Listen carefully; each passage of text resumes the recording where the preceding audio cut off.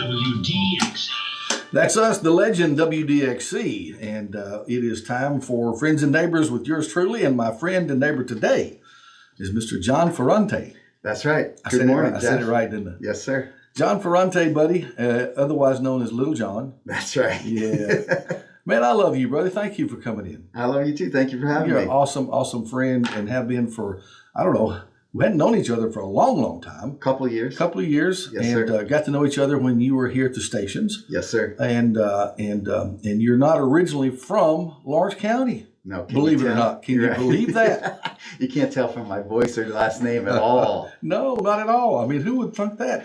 From all we knew, you could have been from West Point. That's right. Yeah, but no. Where are you from, actually? Sometimes I wonder how I ended up here, Jeff. Well, we're going to find out today. Yeah, the story. We're going to get the story today. That's part of what we do here, of course, is to do that. I want to get your story. I know you from here. I know you as a musician. I know you as a guitar teacher. Yes. And I know a little bit about you, what you've done from our prior conversations.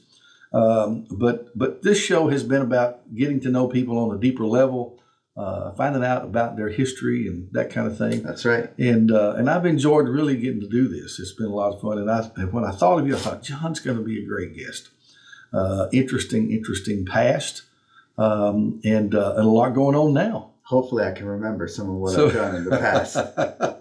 Well, where were you born and grew up? Okay, here's my story. Here's your story. So I grew up in Connecticut. In Connecticut? Connecticut. Yes, that's where my family still is. Okay, all right. Bunch of Yankees. Bunch of dadgum Yankees. So I grew up there. Yes. Then when I went to college in New York. In New York, okay. Yep. Not too far from Connecticut. Not too far. About that far on the map. Not that far on the map, but the drive is not fun. Yeah, I bet. Oh, it's terrible. Yeah. Anyways. Now, what year? No, you were born when? 1969. 1969. Okay. I'm 54. Okay. Last time I checked. See? Okay. Younger than me by a little while. A little bit. About not much. 8 years. Yeah. Something like that. Yeah. So 69 was the 60s. Right. The well, 60s I don't remember. The 60s had happened, and now the leftovers were the 70s. Yes. So you're growing up in the 70s as a kid. What was life like for you in Connecticut as a kid? Remember? Excellent. I do remember. I'll never forget it. Very different from how children are raised today, obviously, with the technology. Yeah. But I lived in a neighborhood that, and we still talk about it, the people that I'm in touch with. Yeah. There was a cul-de-sac where I lived, right? So the little circle. Yeah. Small neighborhood, lots of kids, and we all played together all the time. Yeah. And being that it was the cul-de-sac, a lot of times that you would end up there. Perfect places to play baseball, right? Or any sports right there. So you were a traditional city neighborhood. Suburban neighborhood, yeah. Yes, yep. So and my cousins lived directly across the street from me. Yeah. And they were like the Brady Bunch, 3 boys and 3 girls. Yeah. So they were directly across the street. So you had family nearby. Family really close by. My grandmother lived walking distance, maybe a half an hour, so I could walk to her. Yeah. But the neighborhood was great. We would all do things together as kids and be out there every night until one of our moms yelled for us to come home. That's how it would happen. They would just open up the door and yell, or dinner, and everyone sharing food, going over to each other's houses. Some families had pools, so the kids would be over there. Oh, okay. During the hot Well, that was a weather.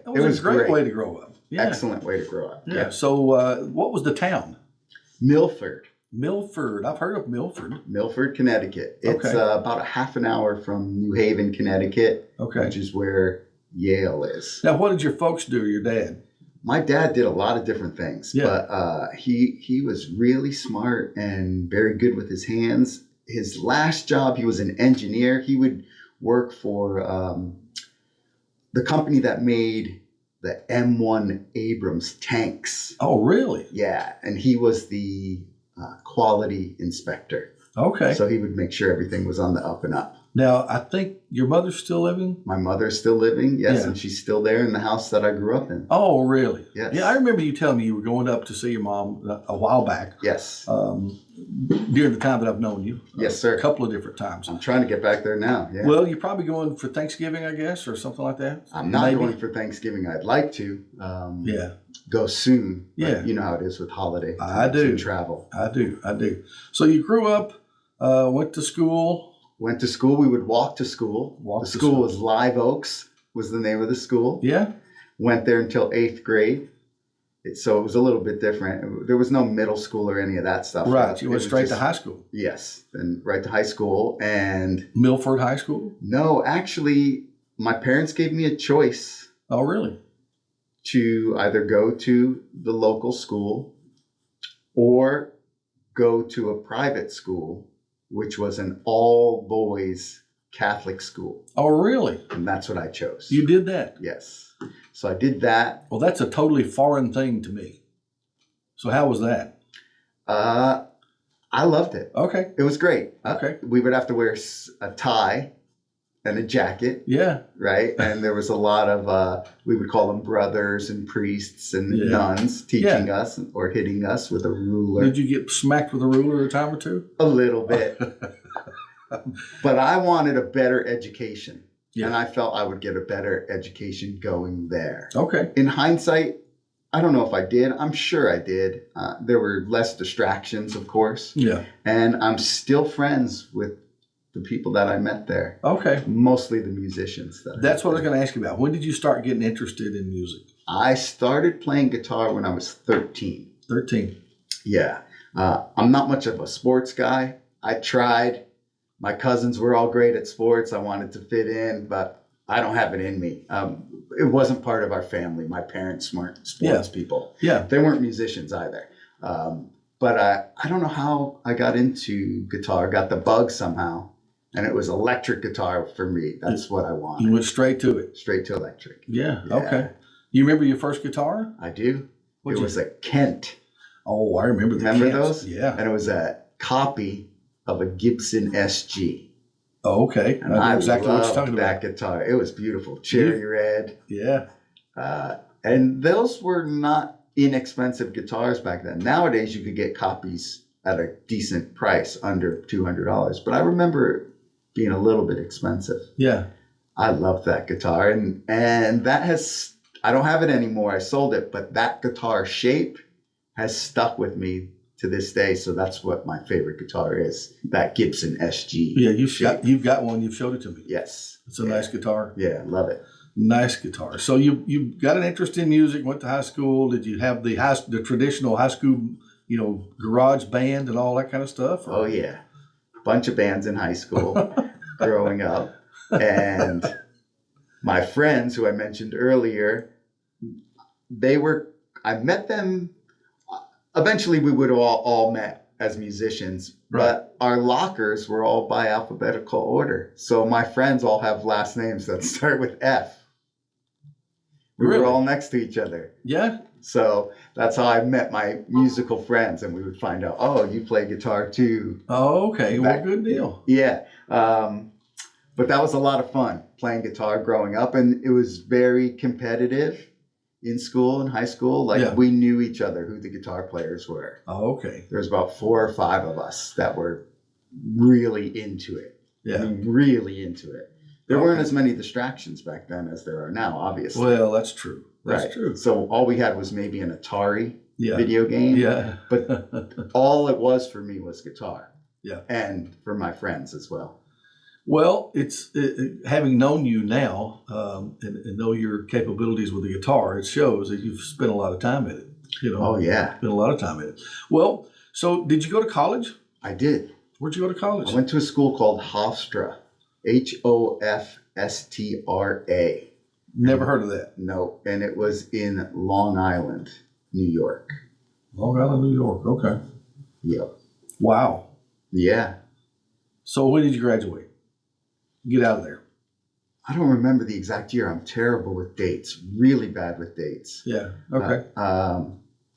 87, 89. Were you 89, working any during the school or just go to school? Oh no, I worked all the time. I was going to say, what were you doing? Yeah, so I worked at for the school in their media department. Okay. So if they had a guest speaker come, I would go set up the microphone, run the PA system, film it. So anything on that level, technical, audio, visual, all that directly for the school. Okay. Which was a great job. And Yeah, made a lot of great friends doing that as well. I was going to say that exposed you more to this world that you ended up in. Yes. Which we're going to get to, I hope. Yes. But now, girlfriends? What about them? Well, you said there were no distractions. I'm like, there's bound to be a distraction. Well, there was no distractions in high school. Okay. In terms of it being an all boys school. Okay. All right. But I worked during high school too, and that's when I would meet girls. So I worked at the mall, of course. Yeah. I started working really early. Okay. Under the table before you were allowed to work. Yeah. So to speak. Yeah. My family worked. My grandparents worked at a restaurant. My cousins worked at the restaurant, and then I ended up working there when I was around 13. Actually, like just cleaning up. Well, good for you, man. Yeah, so I did that, and then obviously meeting women during high school, right? You know how it goes. And then, of course, you were up and coming musician. Yeah, Now, sure. I gotta ask you this. Don't get offended. I won't. Did you have hair then? Yes, I had long hair. I wasn't always like this. See, because I know the years. I mean, the years were the 70s. Yes. And the hair thing was a big deal. And I was in school in the 80s. Yes. Right. So high school, that was all the 80s for me with the 80s music, long hair. The big hair bands. Big hair bands. Yeah, yes. the big hair bands was huge. Yes. And a lot of electronic band. Yep. Yeah, what do you call that? Well, we call it big hair bands. It was heavy metal, big hair, but it was a lot of emphasis on guitar. Yes, so that was a great time to want to be a guitar player. Yeah. Because everyone was pushing the envelope. Yeah, they were really, really pushing it out there. Who were some of the musicians that you admired, that you looked up to, maybe tried to mimic? I liked AC/DC. Okay. Was my favorite band back then. AC/DC and Black Sabbath were my two favorite bands. Yes. And still are. Really? Yeah. So that AC/DC I'm more familiar with than Black Sabbath. I never was big on Black Sabbath much, but now AC/DC I've listened to a lot of theirs. Yep. But now they have a lot of their tunes are very similar.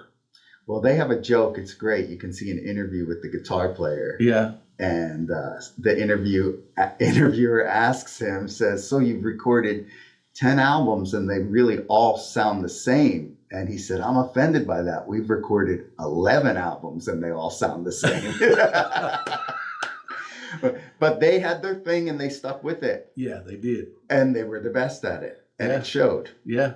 Well, they had a huge following. I mean, big time. Still do. Yeah. Yeah, still do. Is he still playing? He's still playing. What's his name? Angus Young. Angus Young, yeah. Yeah. Some of them have passed in the band, or there's been different members change. But yeah, he's still playing. I will say he's still good, but he's older now, right? Yeah. And so years motor skills. He's older than us. Now, much older than us. Yeah, much older than us. They go away, your motor skills. Yeah. It's kind of hard to be a musician when you get a little bit older. Yeah.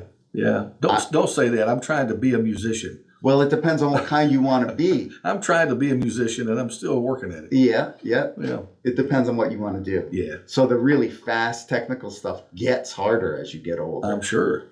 But that's what you work at. But I'm laughing a little bit about that because a lot of the bands that I grew up loving and you grew up loving, those guys are getting quite old now. Yeah. And that reminds me, I've told this on the radio. I was going to Nashville a few weeks ago, and I was by myself, so I was playing the radio and playing what I wanted to play, and then I decided to just scan the channels. Okay. So I'm scanning, and the classic rock station hit. Yes. I think it's 105.9 up there or something yes. like that. And you know how they do the radio promos, you're listening to classic rock on 105.9, blah, right. blah, blah. So they're doing that. And I'm listening to you're listening to 105.9 Nashville's classic rock. And then they go, Grandpa, They did? They did. Wow. I thought that was perfect. It's So because that's interesting. exactly right. We're all these, I haven't. It just hit me so funny. Yeah, it is because funny. those guys that we grew up like AC/DC and It's classic rock now. it's classic rock now. It's not the new stuff. No. And I have a hard time with the new stuff. Oh, me too. It Yeah. depends. Some of the new stuff I really like. Some Yeah. of it I don't. But The kids made me watch the other night. The kids made me watch, and we found some on YouTube. Imagine Dragons. yes. Have you seen those Daniel guys? likes them. Daniel loves them. Loves them. Yeah. Yeah. I'm not really a fan. Yeah, I'm not either. Yeah. But now they got some stuff that's not bad. They're good. They're very good. Yep. It's just I don't really like it. But yeah, it's like a lot of stuff is good, but you don't necessarily have to like it. No, and I find that if you like certain music, you tend to go to that music, even though there might be music that's new that you like just as much. So you might try that new music, but for it to really stick and get into your DNA, Yeah. I don't experience that. Yeah. Very few new bands will I listen to more than the initial, okay, it's great. Yeah. And then a couple weeks later, I go back to what I know. Yeah, I think it's just in you. it is. And there's what we memories grew up with. associated with it. Right. It's what it's what we grew up with. Yes. It's like Leonard Skinner to me. Yes. I like almost anything and everything they've done. Because they're great. Yeah, they were great. Yes. But now if I listen to them really critically, they're great. I couldn't do what they're doing, but they weren't perfect. No, but that's what made them great. Yeah. There's a little bit too much perfection in music Yeah. nowadays with the technology, Yeah. the way they I fix things. kind of agree with that. Yeah. I'm finding myself going backwards. So after I got into bands like AC/DC, then when I went to college, I abandoned all that hard rock and went really into Bob Dylan and the Grateful Dead. Yeah. That kind of music. Yeah. Acoustic based, but also electric, but Yeah. singer-songwriter style. Yeah. And then I found I went back to listening to the heavy stuff, but now I'm back to that sort of Bob Dylan, Yeah. Grateful Dead phase. And I think it's because of the simplicity of it. Yeah. It could be a guitar, a voice, and a harmonica. Yeah. A couple acoustic guitars. Neil Young. You like Neil Young? Loved Neil Young. Yeah. Yes. That Yeah. kind of stuff. America.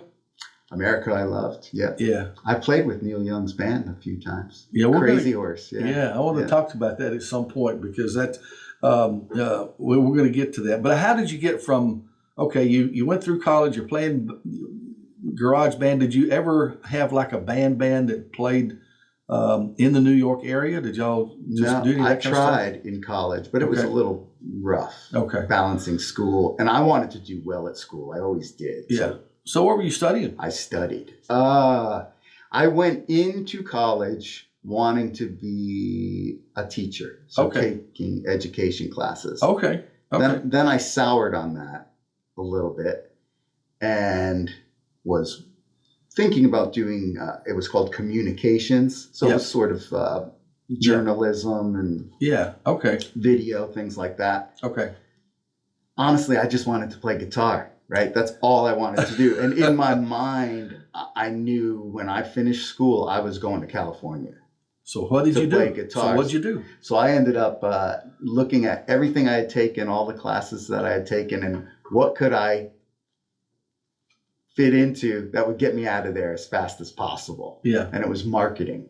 Okay. So I have a marketing degree, Okay. which in hindsight has served me very well. Yeah. Marketing's. Getting jobs in California and just knowing how to do certain things. What was your first jobs in California?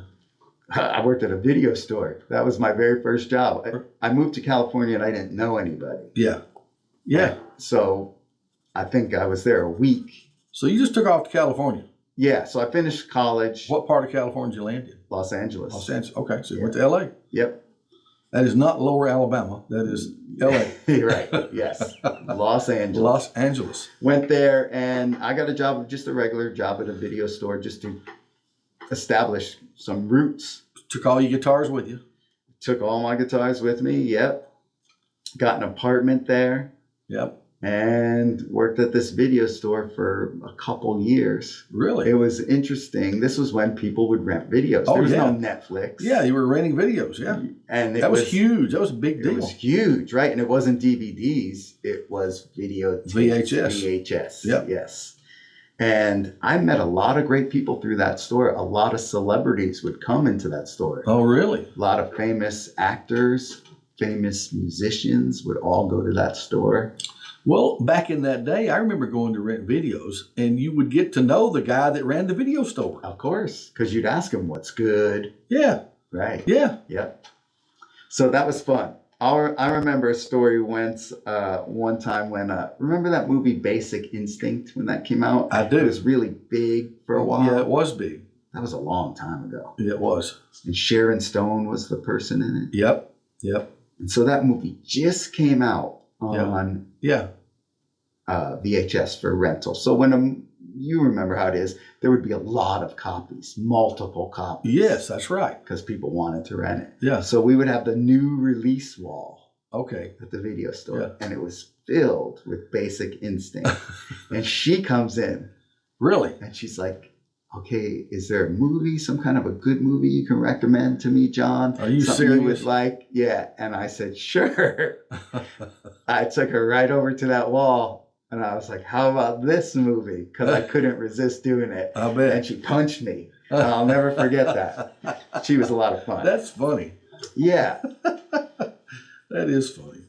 So how did you get from there to, and I know this about you, Yes. you worked on, how did you get, and you may have to tell a little story on how it developed, but how did you get from there? And what I haven't told yet is that you actually worked for Jay Leno Yes. at the Tonight Show. Yeah. He gave me this watch. He really? This Yeah. is my- So you worked my, for Jay Leno Tonight. So how did you get from the video store to there?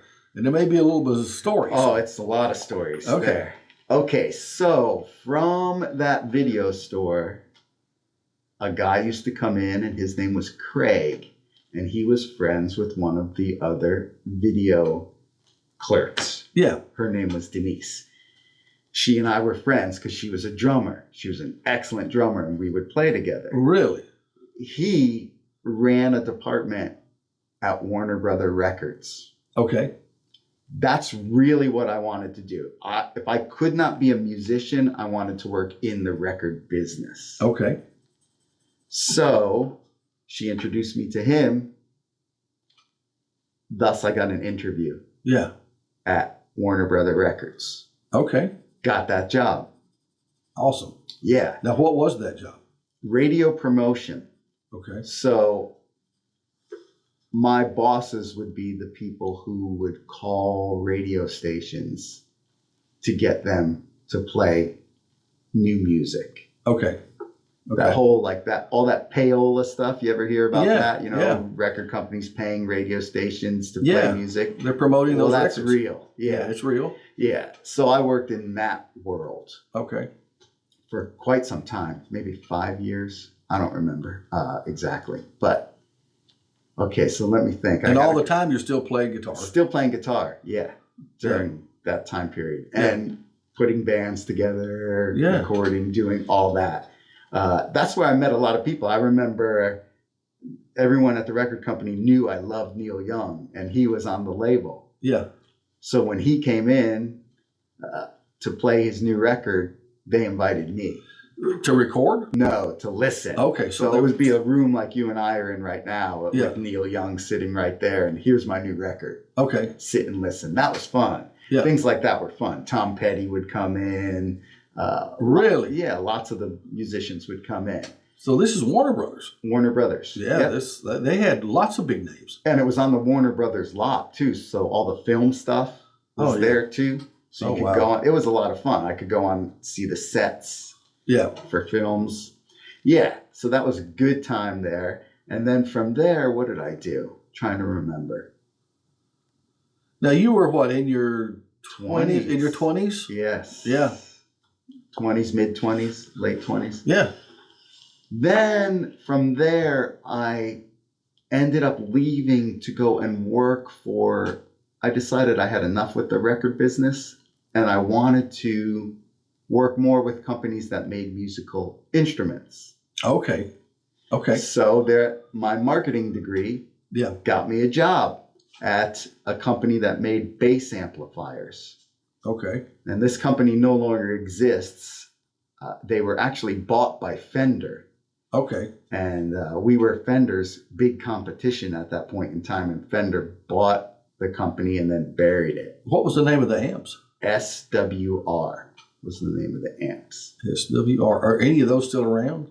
You can find them around now. And they were the very expensive boutique amps back then. They would be like the Tesla amp, right? Yeah. Right? Like something very expensive. Probably sought after by some. Now they're not. That's the interesting thing. Really? People don't know about them, so you can get them now for nothing. Oh. And they were very, very expensive amplifiers. Oh, wow. Okay. Yes. Interesting. See, it pays to know something. Yes. You can look on Marketplace or Craigslist and eBay, find those amps. SWR amps. How about that? Yes, sir. They made bass amps and then acoustic guitar amps. Okay. So anyway, I got the job there. Yeah. And I was the marketing director there and the artist relations director. Yeah. So the artist relations person would be the contact between the company and professional artists. Okay. So that's how I met a lot of professional musicians at that point in time. Wow. Yeah. Okay. Yeah. Very interesting. Yeah. That was a lot of fun. Like David Crosby, people like that. Really? Lots of famous bass players that a lot of times people don't know the bass player's name in the bands, but they're very important. So yeah, they are. That would be my job, showing them the equipment, doing what they call our endorsements. So you give the artist the equipment for free in exchange for them giving photos or videos, that type of thing. Right. Or making appearances. That's part of that marketing stuff. It was all marketing. Yeah. And we would do trade shows. So at the trade shows, we would have performances. That would be something I would do. Pick which artists, book them, have them perform, pay them, etc. Okay. Yeah. Good deal. I did that. I loved that job. It was a great job. I learned a lot. And the company was small. Yeah. It wasn't corporate. It was very loose. Okay. So I enjoyed that aspect of it. Yep. That's good. Then from there, I left that company to go and work for a company that you know, Diodario, the string company. You've probably heard that name. Yeah. Right. So I left the bass amp company and then went to a company that made guitar strings. And they made drum heads as well. And accessories. So cables, capos, picks, all that kind of stuff. All the accessories. Right. So it was a much bigger market now. So bass amps were a small market. Right. Then I went to guitar strings and drum heads, and it was a huge market. Oh, yeah. So my work quadrupled. And I ran an office. That company is based out of New York. They had no California office. So we opened one. Okay. So I ran that office. Excuse me. Yeah. And that was a good time, too. I bet. Yeah. I bet. I had a showroom to display their products in a complex that was a rehearsal studio complex. So, bands need a place to rehearse. Sure. And people don't think about it, but big bands need a place to rehearse. Yeah. So I was in a complex that had 4 or 5 rooms. They're huge PA system. Yeah.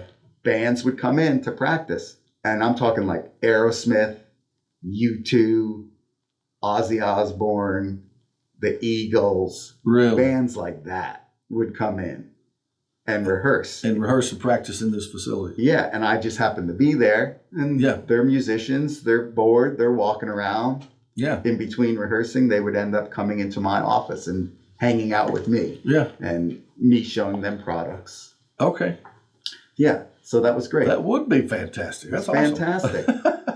So you had exposure to the musician's world. Yes. Yeah. Which is what your dream job was. That's what you wanted. Yeah. And you learn more about musicians. You learn how it works. It's a tricky business, that world. Yeah. You have to really be extremely talented to make it in that world or be extremely lucky. Yeah. It's really difficult to make it as a professional musician on that level. I would say so. Yes. So that was a great experience. Very, very, if compared to the population, very few people make that kind of mark. Very few. It's like 1%, I think, of who even try to get it.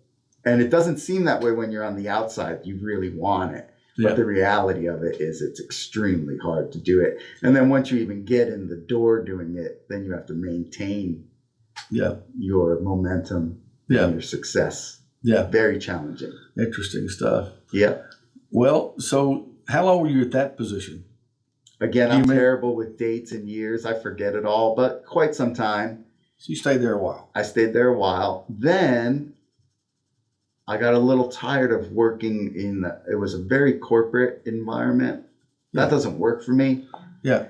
So I thought to myself, I'm going and meeting with these big bands. I have access to these people that companies want to get access to. I said, why don't I start my own company?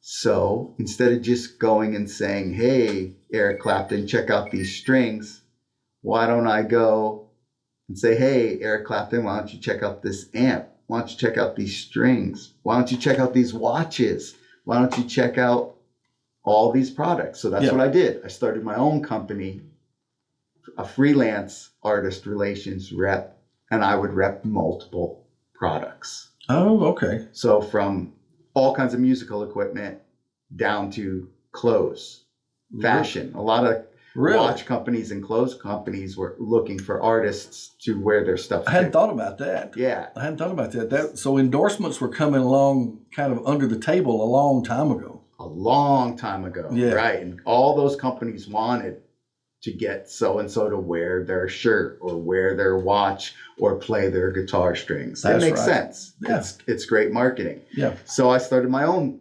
company and I got my own showroom at the same complex. Okay. Where all the big bands were doing it. So I did that for quite some time, just on my own. Really? But then that got to be a bit overwhelming. A lot of work. And then I stopped playing music. Okay. I didn't have time to play music anymore. I would work, get up in the morning, get there, work until 8, 9 at night. Having your own company is a different deal. It's a way different deal. I kind of understand that. Yes. You know, having your own company is a whole different world. Right? Yeah, you know that from having your own. You're kind of on 24/7. You are. You really are. Yeah. And these would be people who are on the road touring. And a lot of times what would happen is they forget to get what they need before they go. So it would fall on me. Hey, I need this stuff by tomorrow. Yeah. Or the show doesn't go on. Yeah. That was challenging, stressful. I bet. Yeah. Yeah, we got to get this stuff for so and so. Give me some. Let's do some name dropping. Okay. Let's do some names because you've named off several already. Bob Dylan told me it's not good to be a name dropper. You're right about that. No, I'm just kidding. I heard that joke. I love that joke. But hey, yes, it's not good. It takes a minute to sink in. Okay, yeah, that's right. I forget who I stole that joke from. But President Trump told me the same thing. Yeah, right. There you go. So anyway, you mentioned Bob Dylan. Did you ever meet him? No. He's one of my favorites. Yeah. I would love to meet him. I'm actually going to see him. He's playing in Kentucky. You know, I found out that he's he at some point, I don't know if he still is or not or whatever, but he turned to a devout Christian. Yes. Yeah. And had some religious songs, really. Oh yeah, he had 3 albums that is considered his Christian period. His Christian period. Now, prior to that, a lot of his lyrics would reference the Bible. Yes. Regardless, but yes, his Christian period was 3 records in particular. Yeah. Yeah. But that theme has run through the course of his entire career. Yeah. The funny thing is, when he switched to that a little bit, some of the fans didn't like it. Right, and I read that too. Right, I read that some of his diehard fans didn't like his Christianity. Like it. Right, so much so that it's a funny story where at one concert when he was playing all that material, some man in the audience had a sign up that said, "Jesus likes your old songs too." Yeah, right. Yeah. He went through that. I read the article, some article that said that, told that very story. That's interesting. Very interesting. But name dropping, so what, you want to know people I've met? Or? Well, yeah. I mean, you're in that arena and world, and you had, as you're in with your own company right there. So who were some of the folks that might have called on you and said, hey, we need this, that, or the other? Sure. Okay. So it ran the gamut from bands that people would know and then bands that people won't know, right? So it would be like the Eagles, Don Henley, people like that. Yeah. The Cars. I remember the Cars. I remember having a meatball. I wasn't a big fan of the Cars, but I remember. They were good. I had a spaghetti and meatball dinner with the guitar player. I'll never forget that. So him, let's see, Neil Young. Yeah.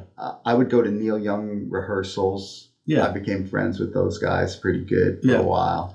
And then there were younger bands like Linkin Park, who was a huge band. You probably heard the name. I've heard the name. U2. Oh, they were huge. Yeah, a lot of big bands. I don't remember all of them, to be honest. Well, Mike, did you ever get to play with any of them? I got to play with Crazy Horse, Neil Young's band. Oh, really? Yeah. So I met the guitar player from that band. It was Neil Young and Crazy Horse. Yep. And the guitar player and I met through gear. He needed some equipment. Okay. And that's how we met. And I loved that band at that point in time. I was very much into Neil Young. Yeah. So when I found out it was him, I'm talking to him on the phone. He didn't tell me. Yeah. But then I was starting to put two and two together just listening to him, and we became really good friends. Yeah. So when Neil Young was gonna go on tour with Crazy Horse, this would be in the 90s. Yeah, the 90s. Yeah. And they needed to rehearse. Before they would rehearse with Neil Young, they would call me over and go through the material. Okay. So it would be the guitar player from Crazy Horse, the drummer from Crazy Horse. And then at that point, I would play bass. And then a friend of mine who sang like Neil Young, we would bring him. So we would help them to relearn the songs.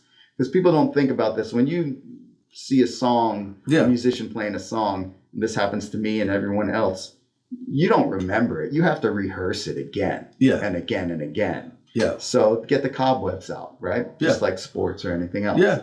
So they would call me and we'd go over to their guitar player's house and we'd play all Neil Young songs and help them remember the songs. Cool deal. Yeah, that was a lot of fun. Cool deal. Well, how did you go from there to getting to the Tonight Show? Okay. Or are we skipping too far ahead? No, that works. So the guitar player from Neil Young actually worked at the Tonight Show. Oh, he did? Yeah, so there was a lot of downtime when you're a musician, especially someone like Neil Young who would tour solo a lot or use different bands. So it was Neil Young or then Neil Young and Crazy Horse. Okay. So when Neil wasn't using Crazy Horse, what are those guys going to do? Yeah. Right? Some of them didn't work and they lost money. They just waited. Yeah. But the guitar player worked. Okay. So he worked at the Tonight Show. What did he do? He worked with the band, the Tonight Show band, but he had a title that they made up a title. He was an interesting guy, some kind of media title, something he was doing. But I don't really know what he was doing. Okay. Right. He was just there. Yeah, he was there a lot of times when he was there, right? Yeah. So he worked primarily for Kevin Eubanks, was the band leader at that point in time on the Tonight Show. I remember. Right? Yeah.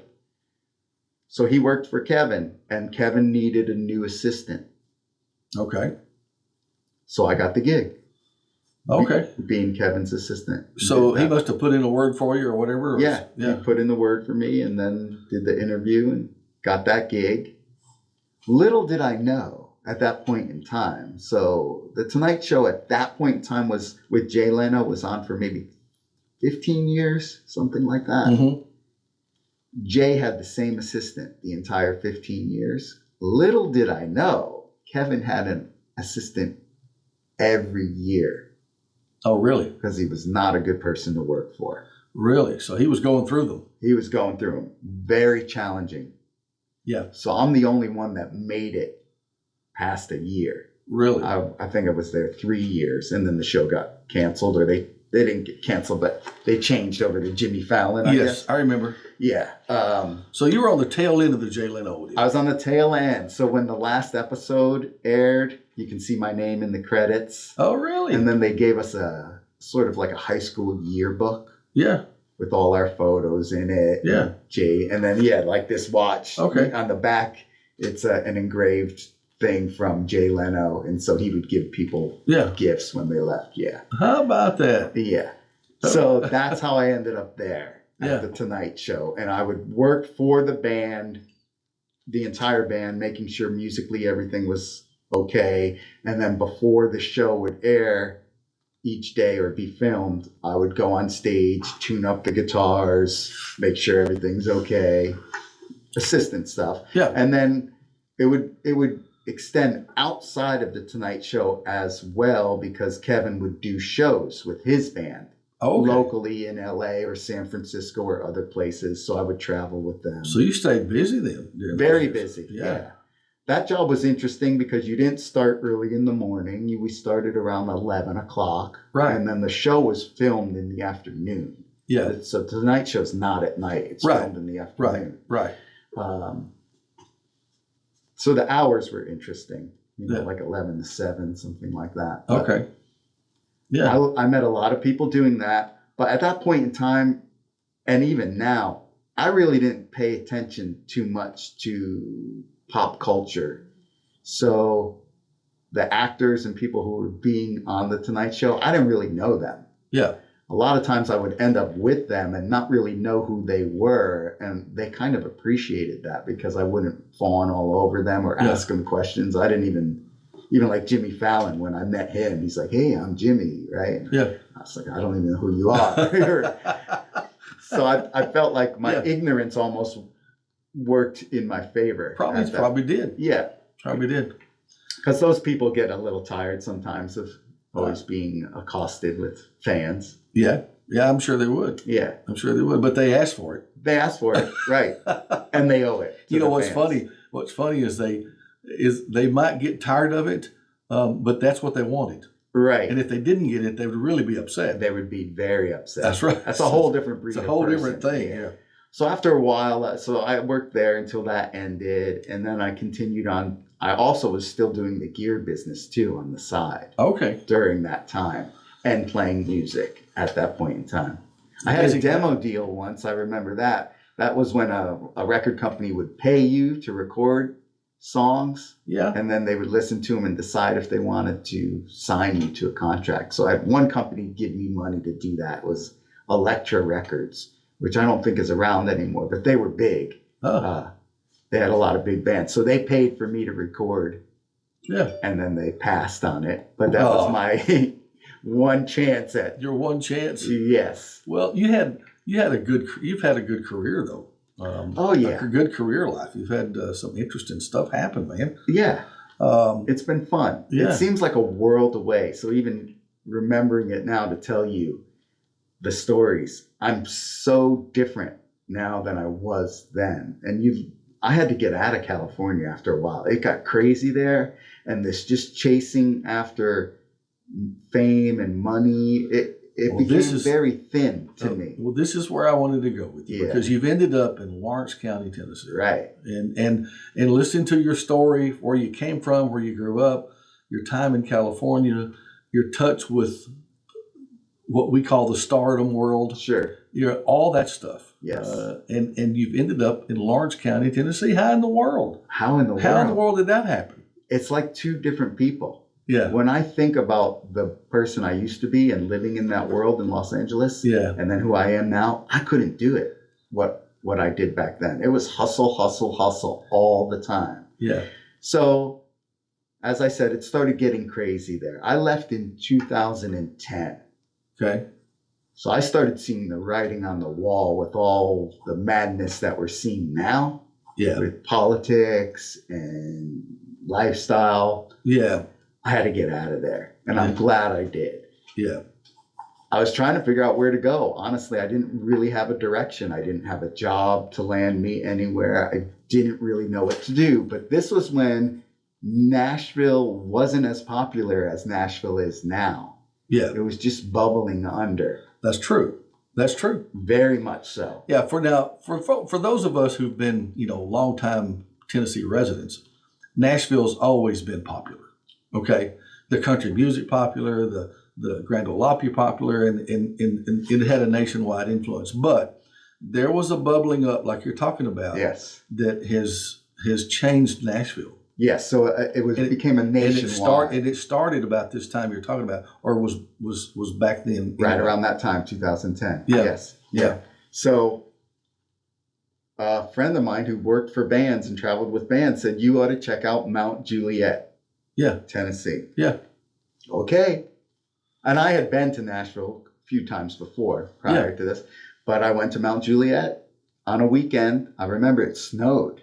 Yeah. Which I didn't expect snow in Tennessee. Yeah, right? we get a little. A little bit, yep. So I met an excellent realtor, and she took me to a lot of homes on that one day. Yeah. And finally, at the end, found one that I liked. Put a bid on it and got it. Yeah. I remember being in California pressing the button on the computer, accept. Yeah. Right? You accept. You accept this offer. Right. Yes. So I got that home, moved there. I felt like if I wanted to get back into the music business, I could because I was close to Nashville. Yeah. But I really wanted to get back to my original intention, which was to play music. And I felt like if I lived in a place where I wasn't struggling so much just to make ends meet, California's expensive. And I had good paying jobs and it was still expensive. Yeah. I thought I could get back to playing more music, which I did. So when I was in Mount Juliet, I played a lot in Nashville. Yeah. Put a band together that was an electronic-based band and played at all the clubs there for about 3 years. So that was a lot of fun. Yeah. But the other thing I was tired of from Los Angeles was the sheer amount of people, traffic, congestion. Yep. Wanted some open spaces. The home I found in Mount Juliet, when I found it, no one was around me. Yeah. Then, as you know, Mount Juliet has exploded. It exploded. Yeah. It was one of the first explosions. It was the first That went around explosion. Nashville, It felt yeah. like, yes. Yeah.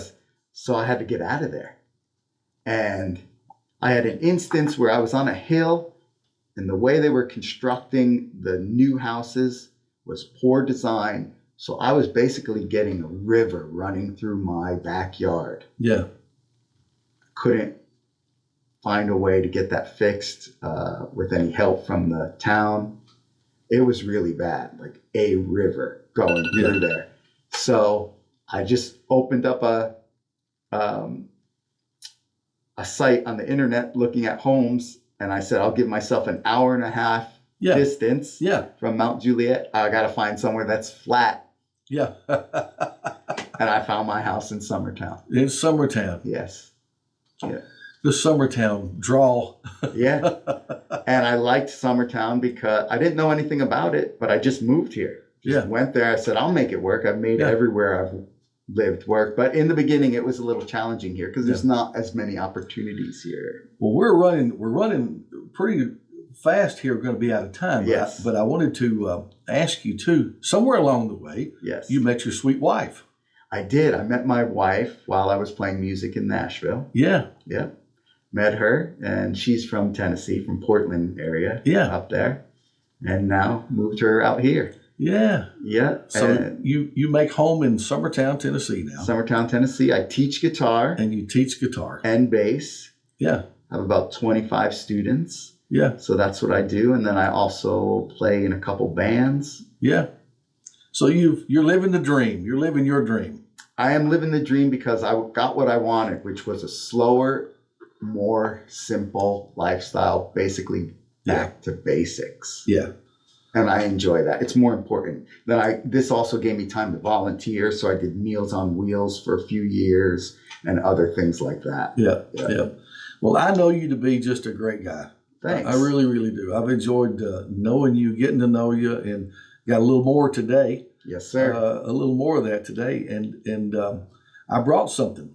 And I know it's guitar. Yeah, reach around there and get that guitar. Check it out. I've only got a few minutes left, and I want you to pick up that guitar.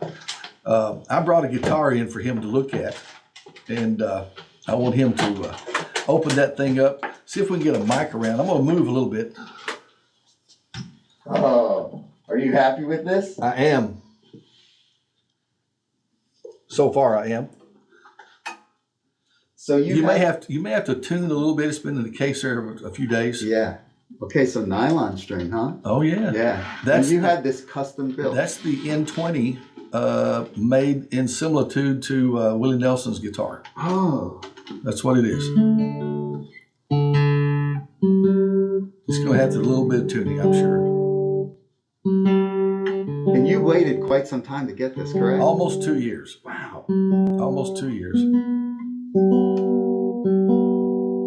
It does need. I should have tuned it before you got here. There's nothing like a nice acoustic guitar. Oh, they're beautiful. So you know when you have a new instrument, yeah, you might not know this. If you want it to open up a little bit, the wood, yeah, because over time they sound better. yeah. Whenever you're playing music, if you have a stereo, yeah, you should put this in front of the speaker. I actually bought a device. Oh, you got that thing? I have the thing. I know what you're talking about. Yeah. And I use it. Yeah. I put it on the guitar. It makes a difference. When I worked at that bass amp company, the guy who was the inventor, he also invented a big thing to shake guitars. So Eddie Van Halen would come in and have his guitar shook. Yeah. It's a vibrator. I forgot what it's called. The Tone Master or something. Yeah. Anyway, you put it on your guitar and it vibrates the guitar.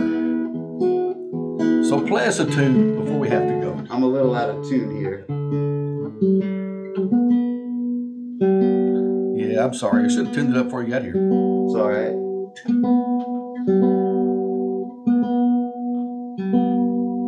We'll get there. Nothing much more entertaining than tuning guitars. You got to make it musical. Yeah. There you go, musical tuning. Now we're tuning. It's a little out, but it's close enough. Yep, close enough for rock and roll.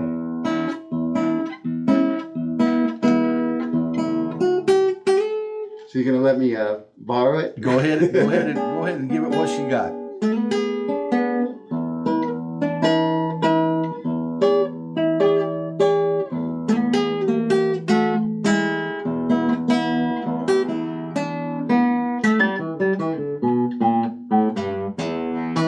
That's the kind of stuff I'm into now, more than like the rock guitar. Well, I love it. Yeah, it's a lot of fun. You're just sitting and picking. That's what I like to do. And there's some good players around here. There are. That whole bluegrass thing eluded me until being around here. Yeah. Some good pickers. Very good. When you think about music that is so beautiful, you could be playing, I've been playing since I'm 13, nowhere near close to knowing anything. There's so much to learn. Yeah.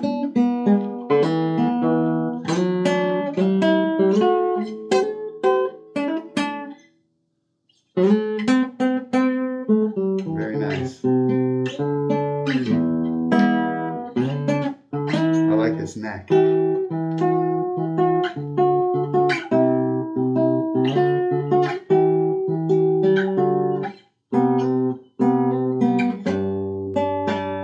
Little out of tune there. Daniel has learned to play that song. This one? Yeah. Yeah, well, Daniel's good. Your son is good. He's playing. Cool chords in that song. This is where it's at right now. There we go.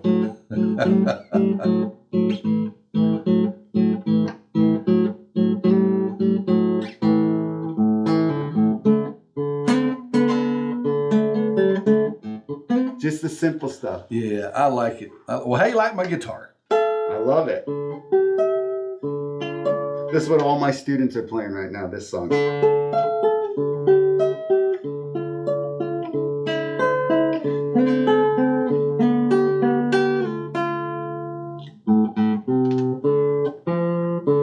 know that song? Yes, I do. Yes, I do. I can't think of his name right now. Bon Jovi. Bon Jovi, yeah.